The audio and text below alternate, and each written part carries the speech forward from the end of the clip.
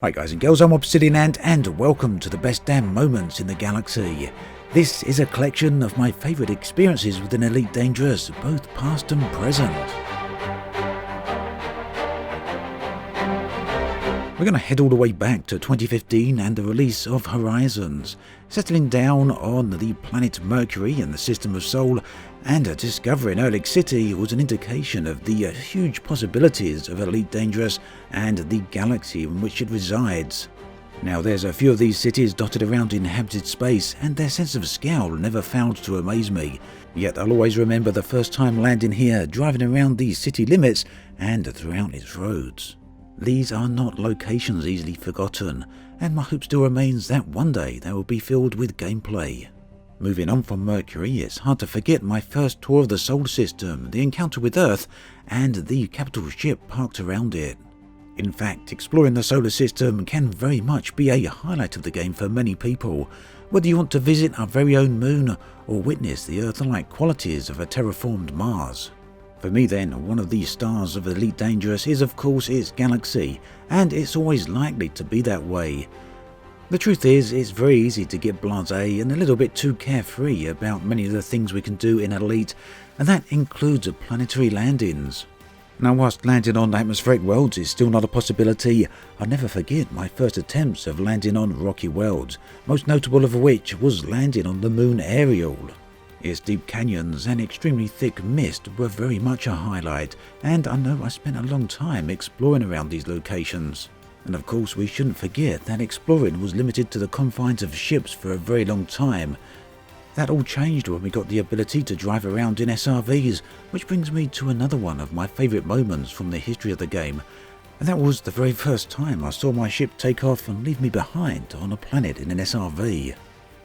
The moon of Ariel, of course, isn't just known for its deep canyons, but its excessively high ridges.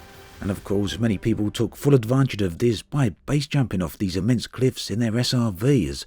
It's quite an experience, and all the more so when done in VR. Amazingly then, thanks to the low gravity of this moon, as well as the thrusters of the SRV, more often than not, it was possible to survive these jumps. Now, the game's alien race, known as the Thargoids, have been a source of more than a few very interesting moments within Elite Dangerous's history. For a long time, they were merely rumour, background information. No one had ever actually seen one. That all changed in early 2017 when the first Thargoid interdictions happened, pulling players out of hyperspace. These aliens followed up with a flyby and then a brief scan before disappearing off into their own ways again. For me, this was an extreme standout moment. The aliens themselves were very unusual, a very unique design, but also it added immensely to the mystery surrounding the Thargoids. A mystery which had begun much earlier with the discovery of strange alien probes and barnacle-like structures on the surface of planets, both of which were fantastic moments within Elite's history. Now, with both the probes as well as the barnacles themselves, there was a lot of uncertainty about them. Were they connected to the Thargoids, or were they something else entirely? In fact, searching for the barnacles was a feat in and of itself. Many people got involved in this hunt, and eventually they were located on a number of planets, and this soon attracted quite a vast number of players. For me though, the best Thargoid-related moment was the discovery of the Thargoid bases.